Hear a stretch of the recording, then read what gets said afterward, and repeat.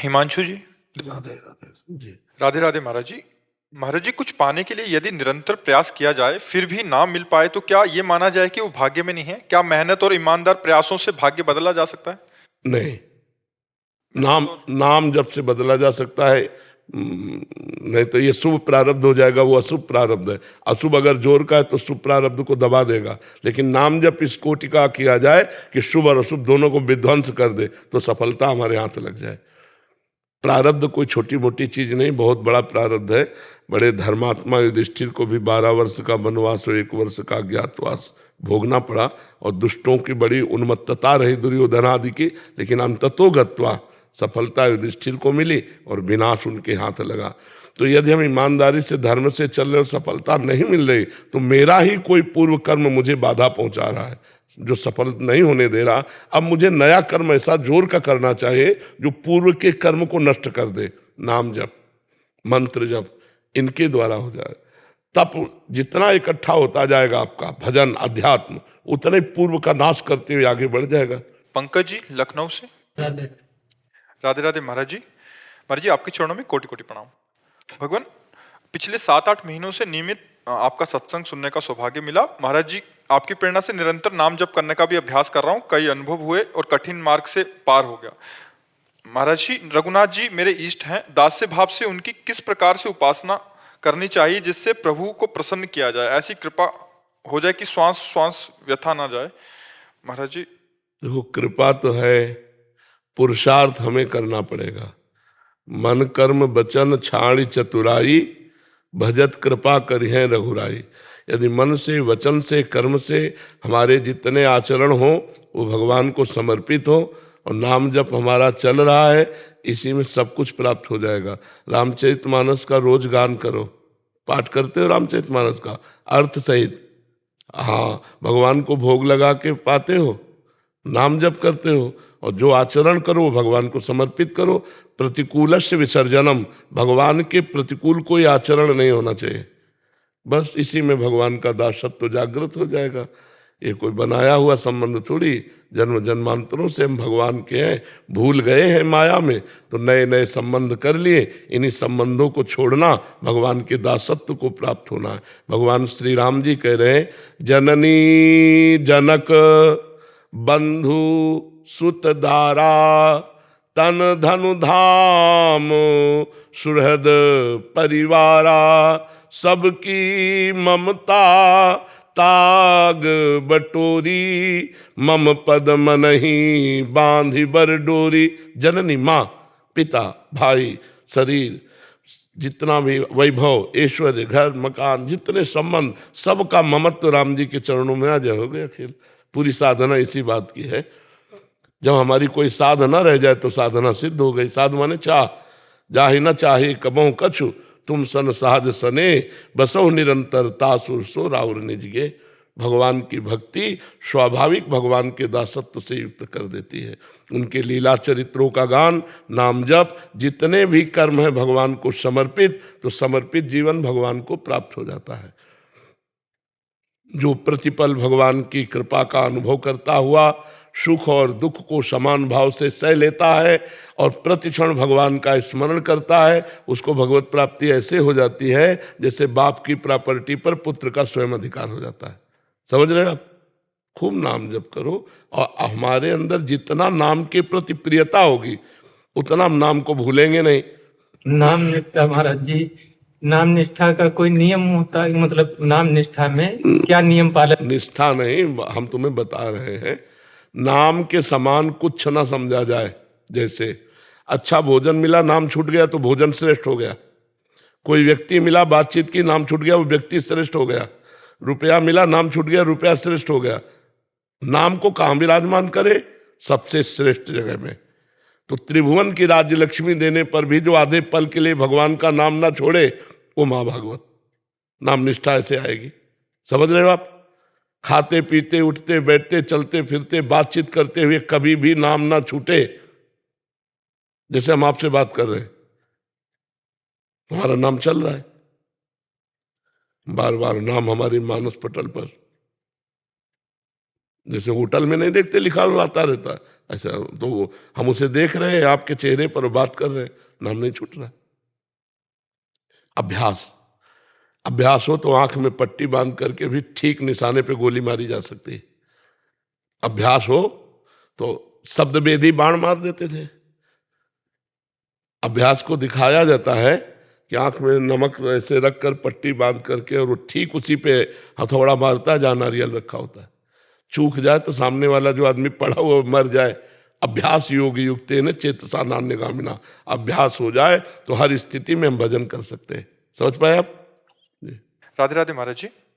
महाराज जी, आपकी कृपा से नाम जप कर रहा हूं, परंतु आपने एक एकांतिक वार्तालाप में बताया था कि शास्त्रीय पद्धति के हिसाब से 1000 बार वाचिक नाम जप, 100 बार उपांशिक और 1 बार मानसिक नाम जप एक समान इस होता है। चक्कर में नहीं पढ़ना चाहिए। ये तो महिमा लिखी हुई है मानसिक की, पर इस चक्कर में नहीं पढ़ना, नहीं तो भजन में त्रुटि हो जाएगी। हम मानसिक के चक्कर में जो जप रहे थे वो भी भूल जाएंगे, नहीं ना। मानसिक के चक्कर में नहीं पढ़ना चाहिए। मानसिक स्थिति आती है। हम ऐसे राधा बोला तो श्री जी सुन तो रहे ना, अंदर से राधा बोला तो श्री जी सुन रहे ना। तो हमें भाव रखना है कि श्री जी को पुकार रहे हैं हम फल फूल के लिए नहीं जप रहे, हम राधा राधा श्री जी को पुकार रहे हैं। कभी तो सुनेंगी, जब हमारी सुन लेंगी तो बात बन जाएगी, ठीक है ना। मानसिक के चक्कर में क्या होता है, नए साधक का मानसिक हो नहीं पाता और उपांश और वाचिक में श्रद्धा नहीं रह जाती। भैया एक बार राधा मानसिक बोले तो वाचिक में 1000 बोले तो हाँ महाराज ऐसे ही आता है मन। हाँ, नहीं नहीं नहीं नहीं नहीं, हम पहले पकड़ लिया, इसीलिए कहा कि उस चक्कर में मत पड़ो। ये अपने लिए ठीक नहीं है, अपनी हानि हो जाएगी, ठीक है। हाँ ऐसे यज्ञेंद्र नामदेव जी छतरपुर से। जी। महाराज जी राधे राधे। महाराज जी, आपने कहा है कि नाम जप से कई जन्मों के शुभ अशुभ कर्मों के फलों का नाश होता है, फिर ये भी कहा है कि प्रारब्ध को अवश्य में भोक्तव्यम। ये दोनों बातें अब इसमें देखो भाई, प्रारब्ध किसे कहते हैं जान जाओगे तो प्रश्न का समाधान हो जाएगा। जो हमारे बहुत जन्मों के कर्म जमा है उनका नाम है संचित कर्म। उनमें से जो निकाल लिया गया, जैसे हमारे गोदाम में गेहूं जमा है, उसमें से 5 किलो निकाल लिए और पिसा लिए और रसोई में ले आए, ये है प्रारब्ध। और वो जो जमा है वो है संचित। और अब जो कर रहे हैं उसे क्रियमाण कर रहे हैं। तो शरीर रचने के समय जो कर्म शुभ अशुभ से इसका हिसाब हो गया कि ये 5 वर्ष में ठोकर लगेगी, इतने में ये होगा, इतने में, पूरा पहले से निश्चित हो चुका है। दुख और सुख 2 बातें, तो अब वो नहीं मिटाई जा सकती। पीछे जो गोदाम उसमें आग लगा दिया, आगे जो फसल इसमें आग लगा दी ज्ञान के द्वारा। लेकिन जो शरीर बन के आया कि 35 वर्ष में किडनी फेल हो जाएगी, तो फेल हो गई। नई खेती भजन की आज की है, आज भजन कर रहे हैं, लेकिन पीछे जो हमने कर्म किया उसका फल पहले से निश्चित हो चुका है। और ये पूरा सब कर्मों का फल नहीं है, सब कर्म तो संचित कर्म है। वहां तो गोदाम लगा हुआ है कर्मों का, उसको भगवान जला देंगे। इसको भजन के द्वारा नष्ट करते हैं जो नया क्रियमाण है, और प्रारब्ध को भोग लेते हैं। आप समझ पा रहे हो? तो प्रारब्ध इसीलिए बड़े बड़े संतों को भोगना पड़ता है। कि रामकृष्ण परमहंस जी के कैंसर था, बड़े बड़े संतों के शरीर में देखा जाता है, तो बोला फिर कौन सा कर्म है, जब सब कर्म नष्ट हो जाते हैं तो इनको स्वस्थ होना चाहिए। सब कर्म नष्ट हो जाएंगे, लेकिन प्रारब्ध जो बन चुका है वो भोगना पड़ेगा। इसीलिए बड़े बड़े संतों के जीवन में रोग कष्ट विपत्तियां देखी जाती हैं। जो बहुत भजनानंदी, जो दूसरों के कष्ट निवारण कर सकते हैं, वो खुद कष्ट में पड़े देखे जाते हैं। जी। खुश जी पंजाब से। श्री हरिवंश महाराज जी। महाराज जी, आपकी कृपा से दिनचर्या का निर्वाह हो रहा है। महाराज जी, आपके श्रीमुख से सुना था कि साधक का अहंकार तब तक नष्ट नहीं हो सकता जब तक अपने गुरुदेव के सानिध्य और सेवा में ना रहे। मैं और मेरे जैसे कई लोग आपसे प्रकट रूप से बहुत दूर रहते हैं, हमारा अहंकार कैसे नष्ट हो? बात मान लेना, गुरु आज्ञा सबसे बड़ी सेवा होती है। आज्ञा समन सुसाहिब सेवा, आज्ञा का पालन करना अपने स्वामी की सबसे बड़ी सेवा होती है। हम आपसे कह रहे राधा राधा नाम जप करो, कोई पापाचरण ना होने पावे ये सावधानी रखो, माता पिता की सेवा करो, तो आप हमारी ही सेवा कर रहे हैं, आप हमारे ही समीप हैं और आपका अहंकार नहीं बढ़ेगा। क्यों? जैसे कि हम तो माता पिता की सेवा करते हैं पर गुरु जी की आज्ञा से करते हैं, इसमें मेरा क्या? हम तो भजन करते हैं लेकिन गुरु जी की कृपा से करते हैं, इसमें मेरा क्या? तो अहंकार नहीं बन पाएगा। गुरु कृपा है इसलिए अहंकार आप पर शासन नहीं कर सकता। तो हमें लगता है कि गुरु के समीप रहना ही गुरु की समीपता नहीं है, गुरु की आज्ञा का पालन करना ही गुरु की समीपता है। सही माने में समीप रहना कोई खास बात नहीं है, समझ रहे ना। तो जो भी जुड़े हैं वो सच्चाई से जुड़े, आचरण अच्छे रखें और हर बात में सोचें कि भगवत कृपा, श्री जी की कृपा, गुरु जी की कृपा। तो वो जहां है वहीं उनको गुरु सानिध्य का अनुभव होगा, गुरु कृपा का अनुभव होगा। अहंकार तब आता है जब हम कर्ता बनते हैं कि हमने 10 साल से फलाहार रखा है, अन्न नहीं पाया, अब इस बात का अहंकार है। और अगर गुरु की आज्ञा है कि 10 साल फलाहार रहना है तो तुम्हें अहंकार आएगा ही नहीं कि गुरु जी ने कहा कि अब तुम्हें फलाहार रहना, तो हम तो रह रहे हैं, हमारी सामर्थ्य क्या हो, तो गुरु कृपा से रह रहे हैं। ऐसे अहंकार रहित हो जाता है। हर जगह भगवत कृपा, गुरु कृपा कह के बात करो, और जहां अहंकार है वहां गुरु कृपा देखो। ये सब चतुरता आ जाएगी जब आप गुरु की आज्ञा का पालन करेंगे। आज्ञा का पालन नहीं तो मुझे लगता है समीप रहने पर भी लाभ नहीं मिलेगा। कभी कभी दीपक तले अंधेला पाया जाता है। बड़े महापुरुषों के समीप जो उनकी आज्ञा का पालन नहीं करते, समीप रहते हुए बहुत गलत पाए जाते हैं। और एक दूर रहता हुआ आदमी उनकी बात मान गया, बहुत अच्छा चल गया। तो हमें लगता है उनकी बात मानना खास बात है, उनके समीप रहना खास बात नहीं है जी। नीरज द्विवेदी जी। राधा वल्लभ श्री हरिवंश। जी राधा वल्लभ श्री हरिवंश महाराज जी, चरण स्पर्श। महाराज जी, इनका कहने का भाव है कि ये पुलिस विभाग में है कि कभी कभी ऐसा होता है, जनमानस जो आम जनमानस होता है, कई बार असुविधा उनको बहुत हो जाती है, न्याय प्रक्रिया बहुत देरी हो जाती है। इस विधि या पुलिस कार्रवाई से हम पाप से अभिमुक्त हो सकते हैं क्या? हृदय न्याय करना चाहता है पर विधि प्रक्रिया इतनी लंबी है या समय लेती है कि मन में एक टीस सा हो जाता है कि ये तमाम पुलिस अधिकारी इस प्रक्रिया से अधिकांश व्यथित होते हैं। हाँ बिल्कुल। कि मतलब समझ आ रही कि अपराधी नहीं है बट उसको बहुत लंबा इनको रखना ही पड़ेगा जेल में तब तक, या तो ऐसे में महाराज जी ये पाप के भागीदार हुए क्या? उसका भी तो कर्म है।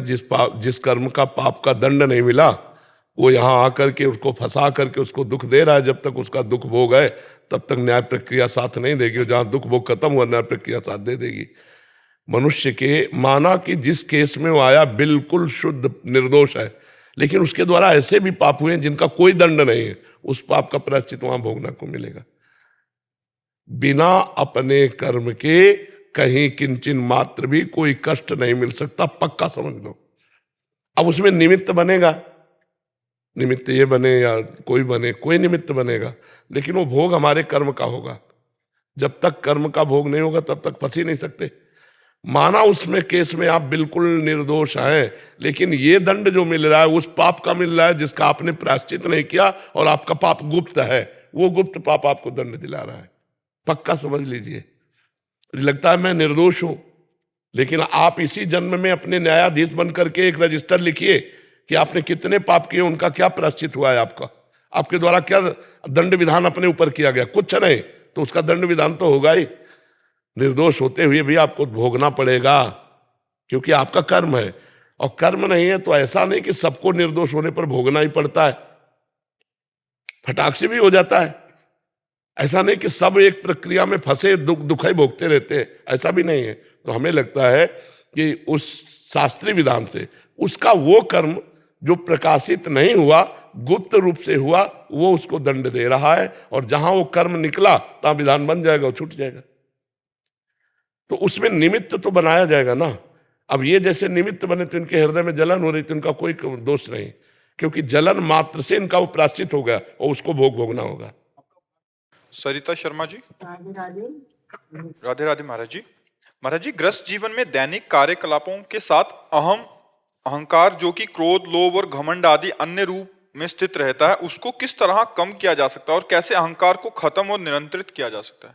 जब हमारा शरीर संसार का चिंतन कम होगा तो अहंकार अपने आप कम होने लगेगा। इसलिए कहते हैं नाम जप करो। जितना अधिक भजन करोगे उतना ही अज्ञान नष्ट होगा, उतना ही अहंकार नष्ट होगा, उतने ही दुख विपत्ति नष्ट होगी। एक अद्भुत आनंदमय स्थिति बनी रहेगी भजन से।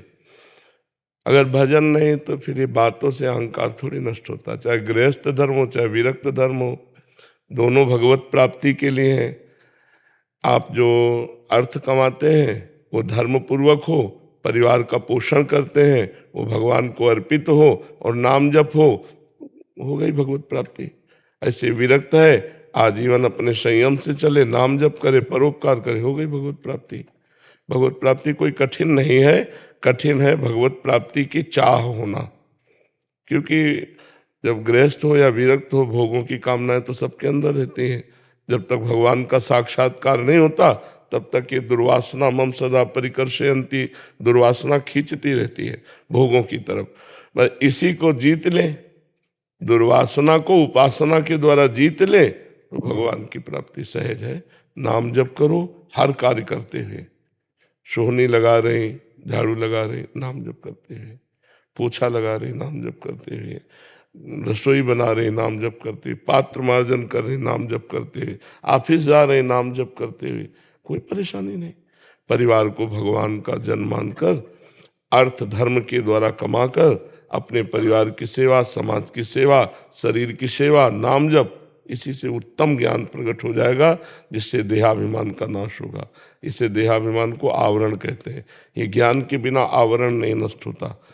जितना भजन करेंगे, जितना सत्संग सुनेंगे, हृदय निर्मल होगा, उतना ये मलिनता नष्ट हो जाएगी। दुर्वासना है, अहंकार है, काम है, क्रोध है, ये सब मलिनता है। ये षड विकार, काम क्रोध लोभ मोह मद मत्सर, यह मलिनता है। ये सब मलिनताएं भाग जाती हैं जब खूब नाम जप किया जाता है। नाम जप करो, परोपकार की भावना रखो, जो कार्य करो वो भगवान को समर्पित कर दो, यही उत्तम भक्ति हो जाएगी। चिंतन शाह जी। राधे राधे। राधे राधे महाराज जी। महाराज जी, जब जगत में पाप चल रहा हो तो उस स्थिति में सियाराम में सब जग जानिया सर्वम खलविदम ब्रह्म, जगत में पाप चल रहा हो। गोस्वामी जी के दिमाग में राम चल रहे हैं तो सिया राम में जग रहे, तुम्हारे में पाप चल रहा है तो पाप दिखाई दे रहा। चश्मा नीला तो नीला, हरा तो हमें तो कहीं पाप नहीं दिखाई दे रहा। हमें तो सब में अपने प्रभु दिखाई दे रहे हैं। हमें कोई एक पापी पुरुष नहीं नजर आ रहा है। चश्मा बदल लो भैया अपना। गीता में भगवान कह रहे हैं वासुदेवा सर्वम, भगवान वासुदेव सब कुछ है। मत्ता परतरम नान्यत किंचिद अस्ति धनंजय, मेरे सिवा किंचित मात्र कुछ और नहीं है। तुम्हें पाप दिखाई दे रहा, तुम्हारा दिमाग ठीक हो जाए सब ठीक हो गया। हमारा दर्शन जैसा है वैसा हमें दिखाई देगा। गोपियों को दिखाई दे रहा, जित देखो तित श्याममयी है। गोस्वामी जी देख रहे हैं जड़ चेतन जग जीव जत सकल राम में जानी, और आप पाप में देख रहे हो। कहाँ पाप है? नहीं, जैसे कोई चोरी करता है या कुछ कोई लूटपाट करता है तो हाँ।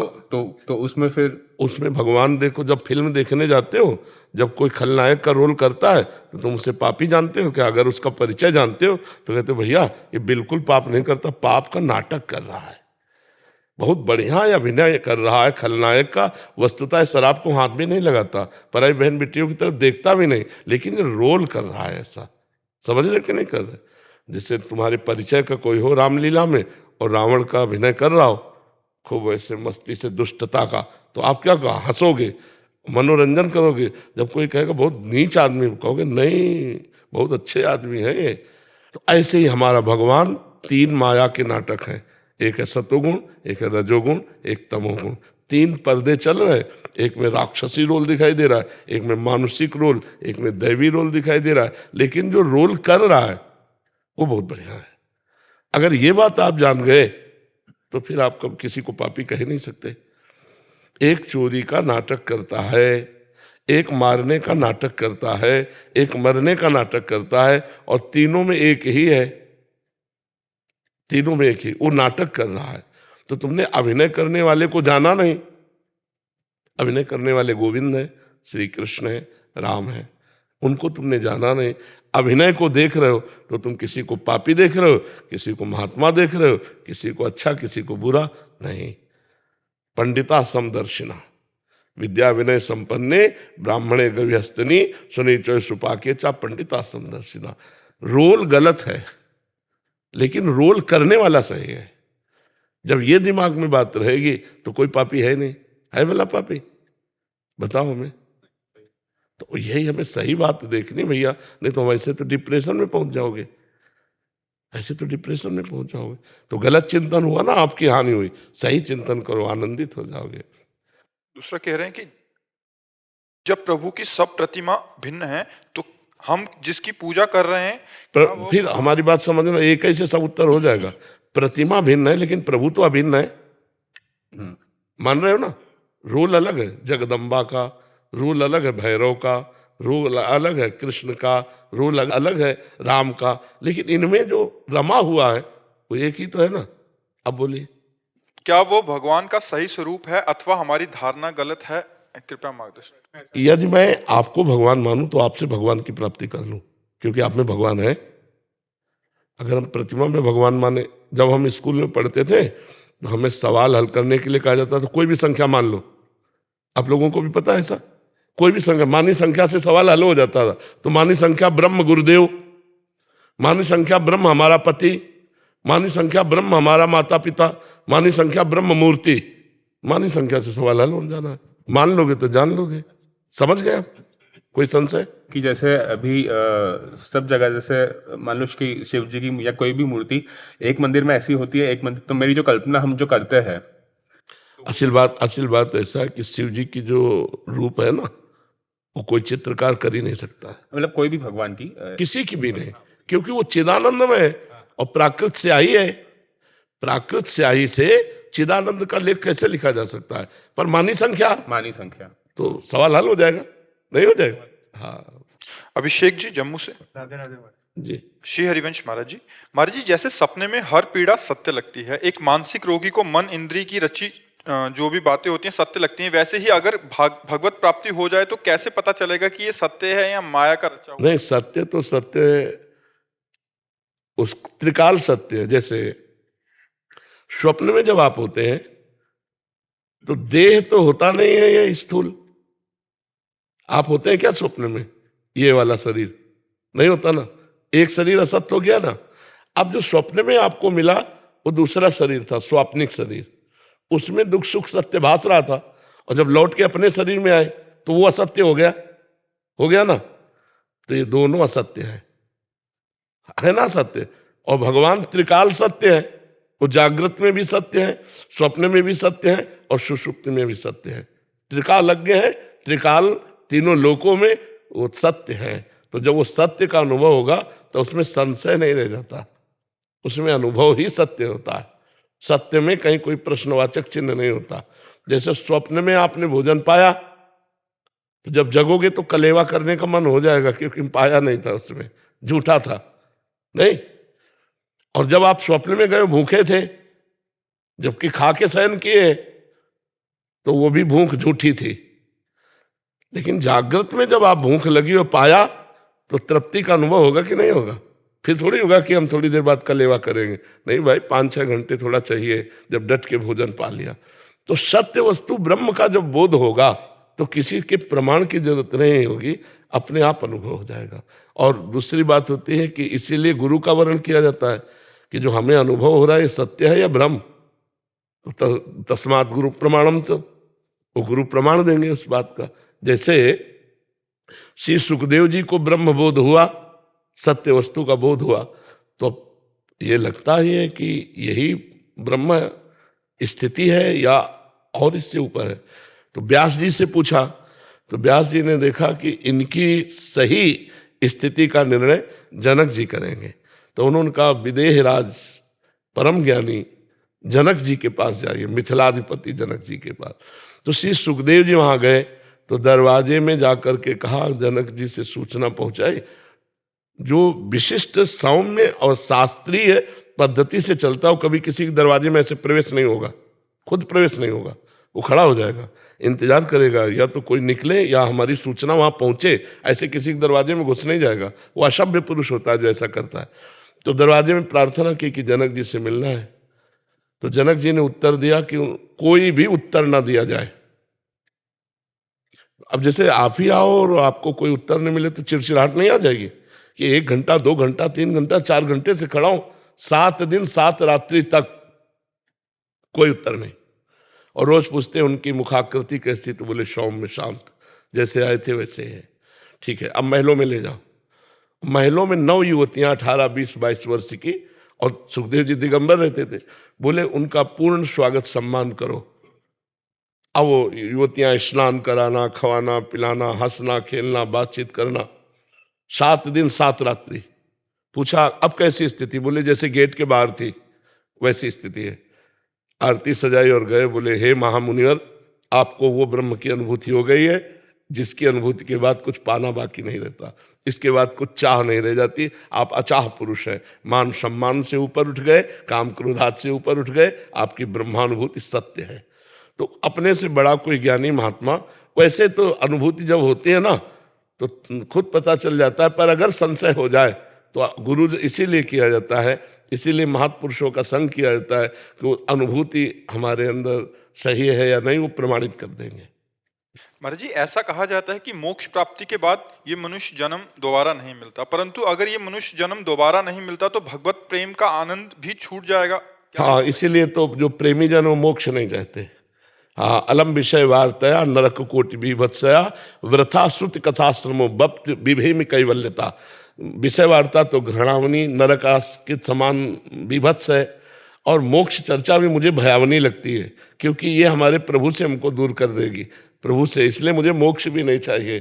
तो मोक्ष से फिर डरता है प्रेमी, वो मोक्ष नहीं चाहता। उसे पिशाचवत कहा, जैसे पिशाच किसी के लग जाए तो वो आनंद हटा देगा। इसीलिए भरत जी भी कहते हैं धर्म न अर्थ न काम रुचि गति न चाहो निर्वाण जन्म जन्म रति राम पद यह वरदान। मुझे मेरा बार बार जन्म हो पर भगवान राम जी के चरणों में प्रीति हो।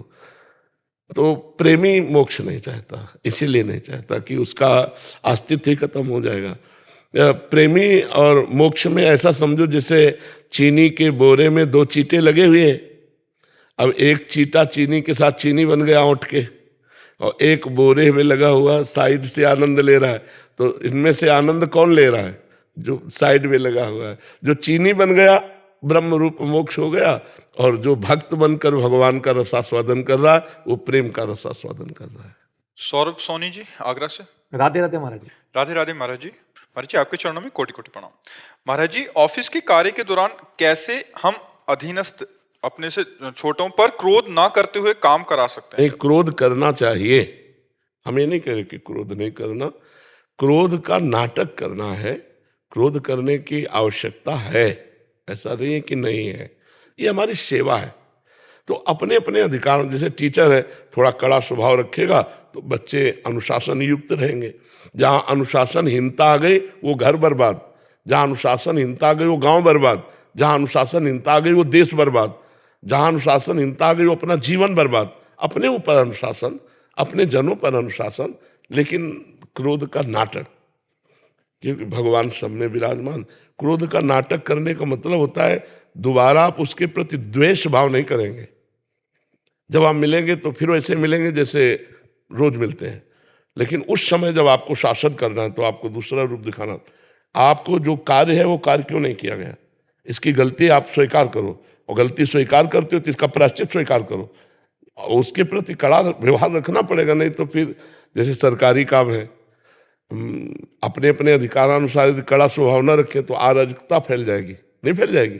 तो हमें लगता है कि हम क्रोध असलियत में हृदय न जलावें, क्रोध का नाटक करें तो अच्छा रहेगा। बच्चों से है, माता पिता अपने बच्चों के दोष दर्शन करें, उन पर क्रोध करके दोष निवृत्ति की भावना करें। टीचर अपने विद्यार्थी पर काम देखे कि विद्याध्ययन का काम प्रमादयुक्त तो नहीं है, नहीं तो फिर क्रोध करे। पहले हम विनय से काम लेते, साम नीति, फिर उनको हम दाम नीति, प्रलोभन की आप पढ़ लिख कर अच्छे, फिर दंड नीति। दंड नीति आवश्यक है, इसीलिए 4 नीतियों में रखा गया, साम दाम दंड भेद, ये दंड रखा गया कि इसके द्वारा बहुत काम होते हैं।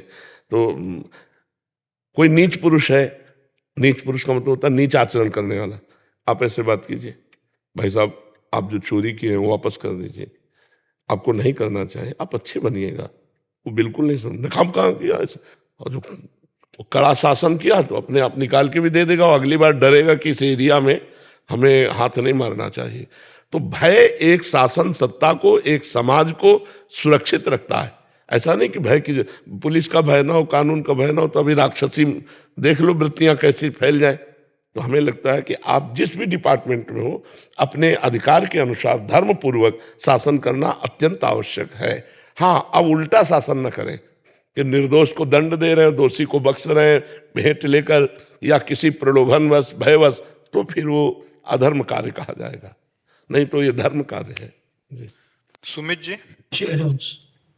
महाराज जी, श्री हरिवंश। गुरुदेव, पीछे आपसे प्रश्न किया था कि शरणागति मंत्र जपने में रुचि नहीं होती, केवल ड्यूटी की तरह पूरा करते हैं। तब आपने कहा था कि प्रारंभिक साधक के लिए ठीक है, ऐसे ही चलते रहो।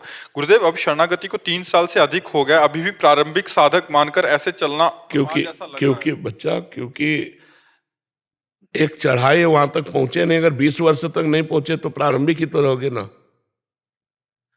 100 तक गिनती पार करनी है। अगर आपने 80 में ही अभी वो नहीं आगे पढ़ रहा हो तो प्रारंभिक ही 2 4 10 माला। प्रारंभिक का मतलब होता है अभी काम क्रोध लोभ मोह मद मत्सर ज्यों के त्यों हैं, अभी संसार प्रिय लग रहा है, केवल भगवान का भजन करना है, एक ड्यूटी मात्र हम कर रहे हैं। प्रियता भजन में थोड़ी है, प्रियता है भोगों में। तो इतना हमारा भजन उस श्रेणी का बढ़े कि वो भोग रुचि को परास्त कर दे, भोग रुचि को नष्ट कर दे। तो हमें और बढ़ाना चाहिए, हमें और बढ़ाना चाहिए, अधिक समय भजन में लगाना चाहिए। धीरे धीरे प्रियता आ जाएगी। प्रियता जहां आ गई तो मतलब तुम भगवत प्राप्ति के नजदीक पहुंच गए। समझ रहे हो? जब भजन प्रिय लगने लगा, भगवान का नाम प्रिय लगने लगा, तो भगवान प्रिय लगने लगे। और भगवान जहां प्रिय लगने लगे तो भगवत प्राप्ति निश्चित हो गई। तो बहुत नजदीक भगवत प्राप्ति के पहुंच जाता है जब भजन प्रिय लगने लगता है। भजन पूरा जीवन हो जाता है, प्रिय नहीं लगता। संसारे प्रिय लगता है, घूम घूम के वही सामने आता है। जब डट के भजन करे तब जाकर के वो भस्म होती वासनाएं। पर चिंता न करे कि हमारा भजन अगर उस कोटि का नहीं होता तो भगवत प्राप्ति नहीं होगी। अभी आप मंत्र जप रहे हैं, अभी आप नाम जप करें, अभी शरीर छूट जाए, अभी भगवत प्राप्ति हो जाएगी। एक होता है शरीर रहते भगवत प्राप्ति, और एक होता है शरीर छोड़ते भगवत प्राप्ति। तो शरीर रहते भगवत प्राप्ति का विशेष महत्व है। आप ही निकाल रहे हैं यहाँ से। हाँ, धीरे धीरे लगे रहो। करत करत अभ्यास के जड़ मत होत सुजान, रस्सी आवत जाति सिल पर होत निशान। तो ये पूरे विश्व में है। काम वेदना किसी एक पुरुष में हो तो बात अलग है, पूरे विश्व में है और चराचर में है। चींटी में भी वही है, तितली में भी वही है, हाथी में भी वही, सिंह में भी वही, पुरुष में भी, स्त्री में, सब इसी से निकल जाते हैं। तो माया है। कोई बिरला भगवान को प्राप्त कर पाता है, नहीं तो सबके ज्ञान है। आप किसी से भी हाथ जोड़ के पूछो हमें भगवान की प्राप्ति कैसे होगी, वो बता देगा। संसार सब झूठा है, भगवान का नाम सत्य है। इतनी बात तो आदमी भी जानता है जो 100 लेके चलता है ना, राम नाम सत्य है, सत्य बोलो मुक्ति है। बता दिया ना मुक्ति का मार्ग, उसको भी ज्ञान है। लेकिन वो केवल समय में बरगाता है, अन्य समय नहीं राम राम राम राम नहीं जपता है। ये भगवान की बड़ी प्रचंड माया है। नाम जप करते रहो। अगर इसी जन्म में काम बनाना है तो ऊबो मत। हर एक नाम तुम्हारा भगवान की बैंक में जमा हो रहा है, वो व्यर्थ नहीं जा रहा। चाहे भाव से जपो चाहे कुभाव से जपो, वो भगवान की बैंक में, वो तुम्हारे काम आएगा। निराश मत हो, ठीक है? बस पाप आचरण न बनने पावे। क्यों? मुझे समस्त विकार है, आप ही निकाल सकते हो। नहीं, अब देखो इसमें ये देखना, हम गुरु के वचन ही पावर होते हैं। अब हम तो वहां नहीं प्रगट में रहेंगे कि भैया गलत मत करो। उसके लिए तो तुम्हें हमारी बात माननी पड़ेगी। नहीं कह दे भाई हमसे कुछ होने वाला नहीं, तो फिर जब कुछ होने वाला नहीं तो पाप कैसे हो सकता है? जैसे कोई कह दे कि गुरुजी अब आप ही देखो, आज के बाद हम तो आपकी शरण में, अब हमसे कुछ होने वाला नहीं, पक्की बात हम देख लेंगे। पर जब कुछ होने वाला नहीं है तो पाप कैसे तुमसे हो गया? अब उसे बोले हम कुछ नहीं कर सकते तो भला नहीं कर सकते, तो बुरा कैसे तुमने कर दिया? भला बुरा कुछ ना हो, जीवन मुक्त हो जाओगे। जैसे कहा जाता है हमसे कुछ नहीं बनेगा, तो शब्द पर ध्यान दो। हमसे कुछ नहीं बनेगा, सारा ठेका हम लेते हैं, पर कुछ नहीं बनना चाहिए। पर ऐसे नहीं हो, कुछ बनेगा कुछ बिगड़ेगा। ऐसे चलो, ठीक से चलो। अगर तुम चतुराई करोगे तो फिर बहुत चतुर शिरोमणि है भगवान और भगवान की माया, सीधे बन जाओ। हम जो जानते हैं गलत है, हम उससे बचे। हम जानते हैं कि ये गलत है, उससे हम बचे। भगवान ने हमें बुद्धि दी है, भगवान ने हमें बचने का मार्ग। और जब नहीं बच पा रहे तो उस समय भगवान को पुकारे, हे भगवान मुझे बल दो, मैं जानता हूं ये गलत है, फिर भी गलत करने जा रहा हूं, नाथ मुझे बचाओ। अवश्य भगवान बचाएंगे। वो न बचाएं तो कोई चल ही ना पावे इस मार्ग में। समझ रहे बच्चा जी? मल्लिका जी नोएडा से। राधे राधे। राधे राधे महाराज जी। महाराज जी, जीवन में रिश्तों में मधुरता, शांति और प्रकृति कैसे लाई जा सकती है? असंभव सी लग रही है, असंभव सी लग रही है। क्योंकि आचरणों की होलियां जलाई जा रही हैं, तो शांति और मृदुता संबंध में तो बहुत, इसलिए असंभव सी लग रही है। असंभव नहीं है, असंभव सी लग रही है, क्योंकि सब अपने चरित्रों का नाश करने के लिए लगे हैं। और जिसका चरित्र पावन नहीं होता उसका संबंध मृदु नहीं हो सकता। ये प्रश्न केवल आपके ही उत्तर का नहीं है। जब तक चरित्र पावन नहीं होगा तब तक संबंध पावन नहीं हो सकता, और संबंध पवित्र नहीं होगा तो मृदुता और शांति कैसे आ जाएंगे। आज हमको अंग्रेजी में एक सूत्र बताया था इन लोगों ने कि धन का नाश हुआ तो कुछ नाश नहीं हुआ, स्वास्थ्य का नाश हुआ तो कुछ नाश हुआ, चरित्र का नाश हुआ तो सब कुछ नाश हुआ। अब इसका उल्टा चल रहा है। हमें लगता है हम यदि अपने कर्तव्य का पालन करें और अपना चरित्र पवित्र रखें तो संबंध में मृदुता आ ही जाएगी। हमारा चरित्र पवित्र है तो हर संबंध हमारा पवित्र होगा। अब बताओ कैसे हम कहें कि पति पत्नी में मृदुता आ जाएगी। बॉयफ्रेंड वेकअप, बॉयफ्रेंड ब्रेकअप, ये क्या चरित्र है। गर्लफ्रेंड ब्रेकअप, फिर नवीन गर्लफ्रेंड, फिर ब्रेकअप। तो ऐसे व्यवहार वो अपने पति के साथ भी करेगी या पत्नी के साथ करेगी, मृदुता आएगी, माधुर्य आएगा उसके संबंध में? नहीं आएगा। अच्छा, अब नशा कर रहे, व्यभिचार कर रहे, तो बुद्धि इतनी भ्रष्ट है कि पूज्य जनों का मान करना भूल गए, माता पिता गुरुजनों का मान करना भूल गए। तो मृदुता आए तो कैसे आए? क्योंकि मृदुता आती है, विनम्रता आती है अध्यात्म से। वो अध्यात्म जीवन में रह नहीं गया तो कैसे आए? अगर आप अध्यात्मवान हैं, रोज अपने माता पिता के चरण छूते हैं, ब्रह्मचर्य से हैं, जब तक ब्याह नहीं हुआ, और ब्याह हुआ तो एक पति को भगवान मानकर या एक पत्नी को अर्धांग मानकर आप सेवन, देखो मृदुता ही मृदुता रहेगी। अपने प्यारे को सुख देने की भावना कर ले तो कभी कटुता आ ही नहीं सकती, और प्यारे से सुख लेने की भावना में ही कटुता आती है। और प्यार का मतलब होता है सुख देना। सुख लेने की भावना प्यार में नहीं होती, काम में होती है, राग में होती है, आसक्ति में होती है, मोह में होती है। सुख लेने की भावना प्यार में नहीं होती। और आजकल लोग प्यार प्यार करते हैं, प्यार का मतलब नहीं समझते हैं। प्यार का मतलब व्यभिचार नहीं है, प्यार का मतलब स्वार्थ की पूर्ति नहीं है। प्यार का मतलब होता है प्यारे को उत्तम मार्ग में चलाना। बोले फ्रेंड का मतलब क्या होता है? कुपथ निवार सुपंथ चलावा। जो कुपथ मार्ग से हटाकर सुपंथ में चला उसे फ्रेंड कहते हो। आज के फ्रेंड घसीट के सुपंथ से कुपंथ में डाल रहे हैं, तो कहाँ दोस्ती हुई? तो मृदुता, धैर्य, विचार, पवित्रता, विनय, ये दैवी संपदा है। ये भगवान के चरणों का आश्रय लेकर पवित्र आचरण से यदि हम नाम जप करें तो हम अपने क्या दूसरों के हृदय में ये बात ला सकते हैं। अगर हमारे हृदय में अपवित्रता है, आचरण में अपवित्रता है, तो फिर हम दूसरों में कहाँ मृदुता ला सकते हैं? पहले हमें खुद सुधरना होगा। एक एक को चरित्र जब तक ठीक नहीं होगा तब तक ये बात नहीं रहेगी। तो चरित्र को इस समय तो बिल्कुल कुछ समझे नहीं जा रहा है। चरित्र को तो बिल्कुल रद्दी कागज किया जा रहा है। और जबकि हमारे यहाँ भारत में चरित्र की ही पूजा होती है। रावण किस बात में कम था? उत्तम कुल पुलस्त करना थी, और विद्वान तो अद्भुत, और बलवान तो अद्भुत। क्या कमी क्या थी? चरित्रहीनता। बस चरित्रहीन होने के कारण पुतला जलाया जाता है। जिस वंश को राम जी प्रणाम करते हैं ना, उस वंश का था उत्तम कुल पुलस्त करना थी। भगवान ब्राह्मण वंश को नमस्कार करते, रघुवंश में प्रकट हुए। विद्वान शंकर जी का अद्वितीय भक्त। लोग जैसे भगवान को झूले में झुलाते हैं, ऐसे 20 बार कैलाश को उठाकर भुजाओं में झुलाया भगवान शिव पार्वती को, ऐसा महावीर। लेकिन चरित्रहीन हो गया तो राक्षस शब्द माथे पे मर दिया गया।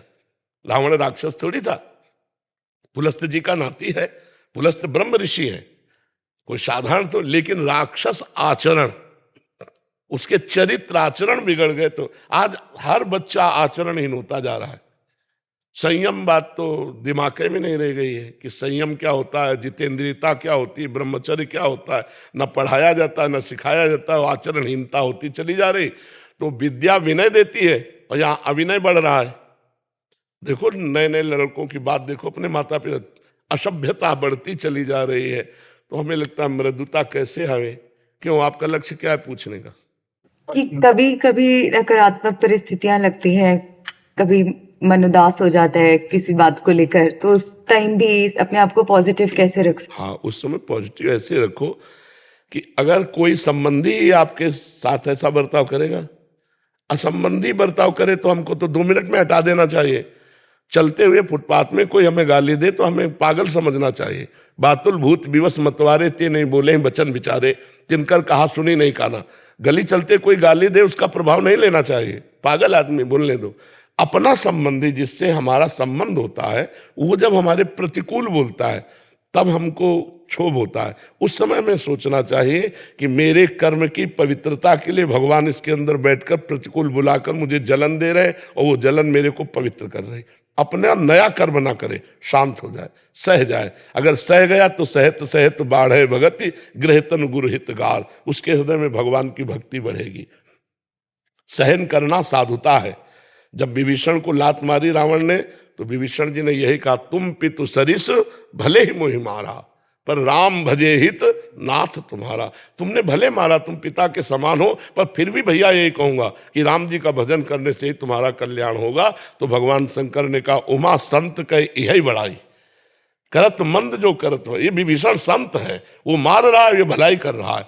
तो अपना कर्तव्य, यदि आप सत्संगी हैं, यदि आप अध्यात्म को जानते हैं, तो अपने जनों के द्वारा किया हुआ प्रतिकूल व्यवहार भगवान का विधान मानकर सह लेना चाहिए, जिससे हमारे पाप नष्ट होते हैं। और उनके प्रति कभी द्वेष न करते हुए प्रेम में व्यवहार करा तो उनको एक न एक दिन समझ में आ ही जाएगा। सबके दिल है, सबके हृदय है। जब वो प्रतिकूल करेंगे और आप करोगे तो ये व्यवहार उनके ऊपर चढ़ बैठेगा और उनको आपके अनुकूल बना देगा, बिल्कुल अनुकूल बना देगा। हमसे जो द्वेष करे, हमसे जो प्रतिकूलता करे, यदि हम विनम्र व्यवहार करें और उनके द्वारा की हुई प्रतिकूलता को सह जाएं तो एक दिन वो हमसे अवश्य मधुर प्रेम करने लगेंगे, अवश्य हमारे संबंधों में मृदुता आ जाएगी।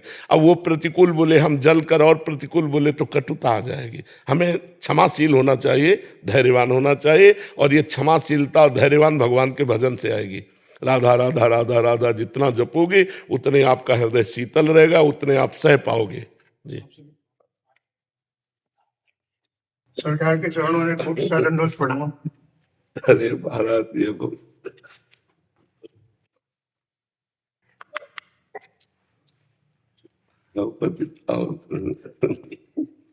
सरकार स्वामी सरकार बहुत दिन हो गए थे, आपका बात, दर्शन की लालसा है। आपका बात पहले विराज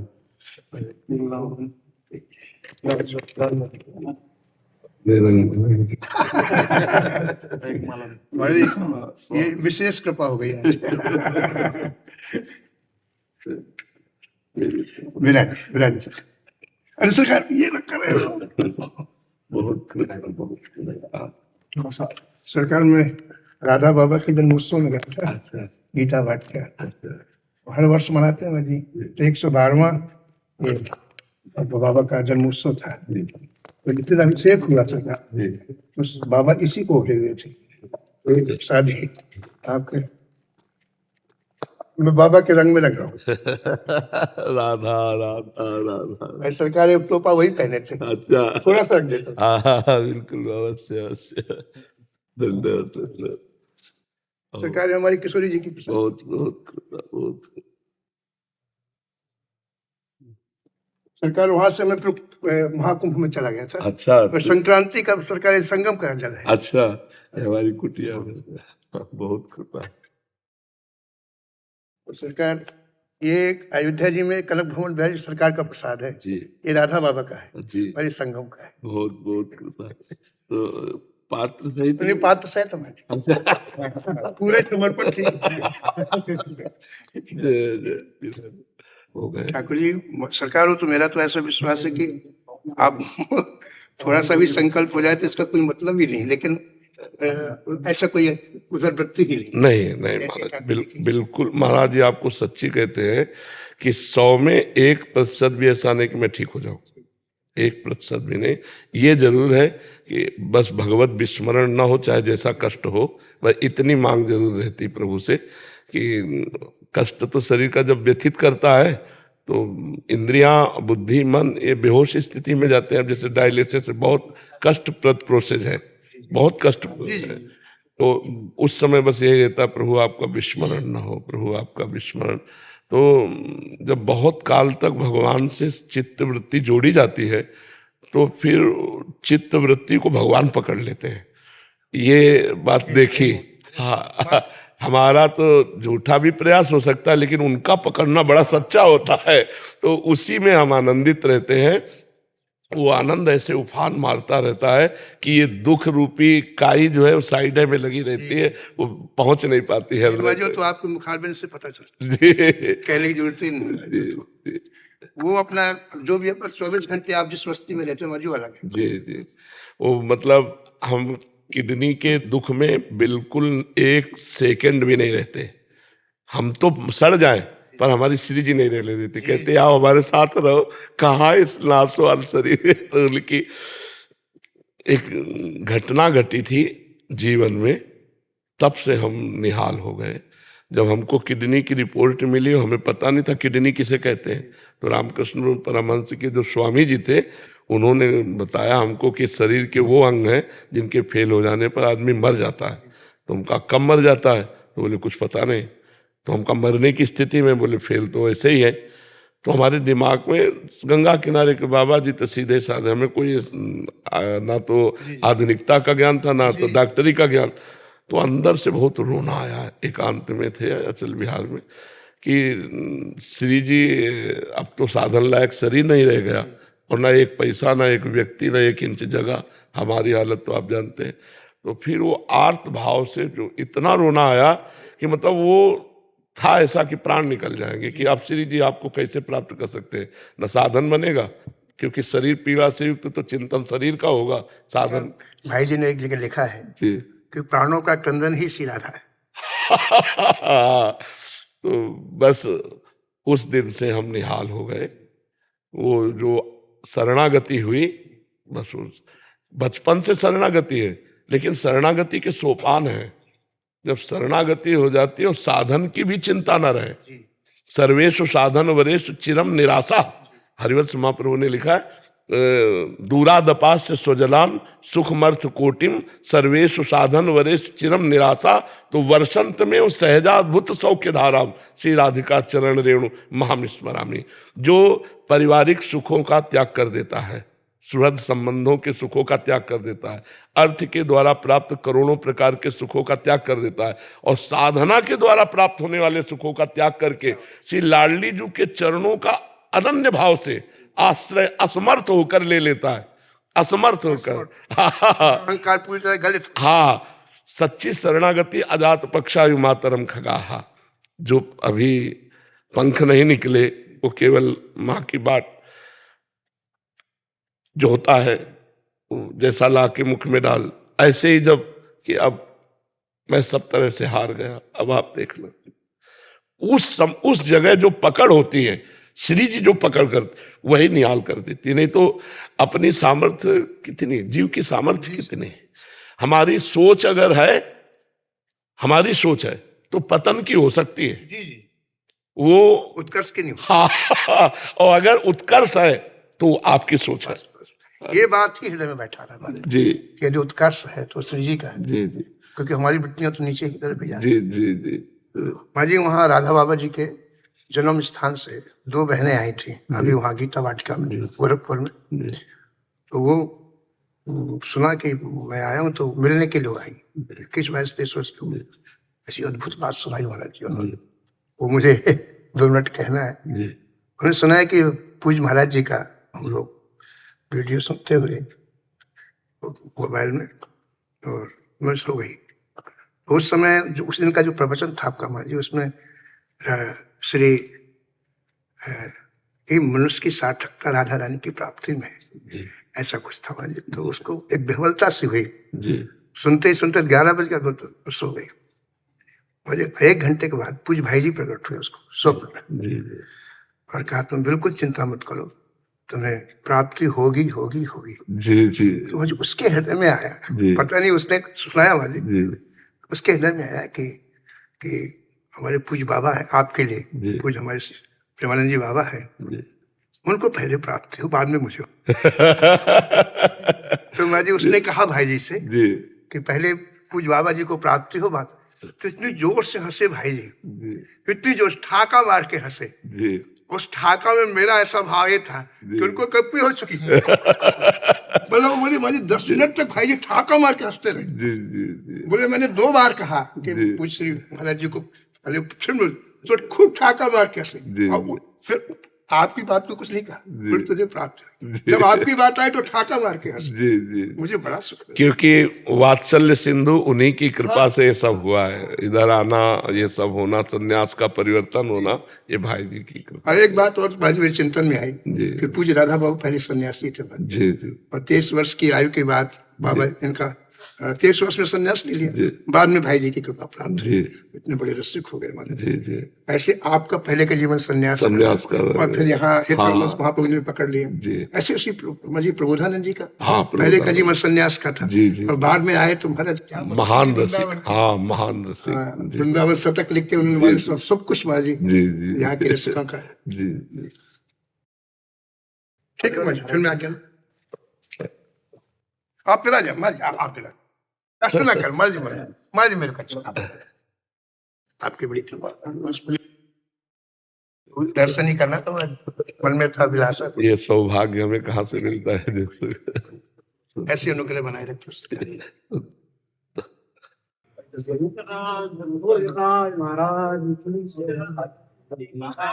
लाला के बाबा की जय, राज महाराज की जय, राधा रानी की जय।